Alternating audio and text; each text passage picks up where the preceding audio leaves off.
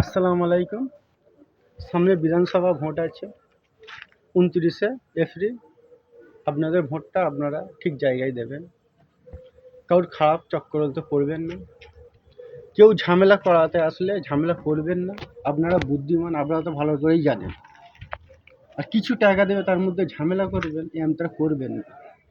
কিছু মানুষ আছে যে এদের মধ্যে ঝামেলা করে দিই, এদের মধ্যে খুনোখানি করে দিই, তাহলে আমার সাকসেসফুল হয়ে যাবে। কিন্তু ওইটা ভুলে গিয়ে করবেন না। একটা হিন্দু পাড়ায় যাক, তাদের মধ্যে আছে বিজেপি আছে, তাদের মধ্যে আইএসএফ আছে, তাদের মধ্যে বামফ্রন্ট আছে, তাদের মধ্যে বিজেপি আছে, পাশাপাশি পোস্টার আছে, তাদের মধ্যে কংগ্রেসও আছে। তাদের কিন্তু একটাও ঝামেলা নেই। যত ঝামেলা আমাদের মতো মুসলমানরা গিয়ে আমরা করছি। তারা কত শিক্ষিত যাবে, তাদের একটু ফলো করে দেখুন। আর আমরা এমন একটা জিনিস, তো আমরা অপরের কথা শুনে আমরা সেই জিনিসটাকে ঝামেলা করি। কেউ এসে ঝামেলা বেঁধিয়ে দেয়, তার কথা শুনে আমরা নিজেরা পাড়ার মধ্যে ঝামেলা করি।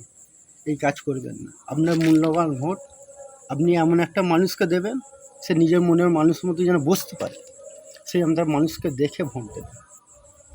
একটু ফলো রেখে ভোট দেবেন, কেন এই ভোটটা বহুত কিমতি ভোট। আপনারা তো জানেন ভালো করে, আপনাদের অভিজ্ঞতা বেশি। আমাদের ভোট দিতে হবে কাকে? যে আমাদের মধ্যে উন্নয়ন নিয়ে আসতে পারে তাকে ফলো করে দিতে হবে। যে আমাদের মধ্যে দুর্নীতি দূর হাঁটাতে পারবে তাকে ভোট দেওয়া দরকার। যে আমাদের মধ্যে সম্প্রীতি বজায় রাখতে পারবে তাকে ভোট দেওয়া দরকার। এরকমটা দেখে আপনারা ভোট দেবেন। কারোর খারাপ চক্রান্তে পড়বেন না। কেউ একটা এসে ঝেঁপিয়ে এসে বলবে, ও একটা ঝেঁপিয়ে এসে বলবে, তাদের মাথায় নেবেন না।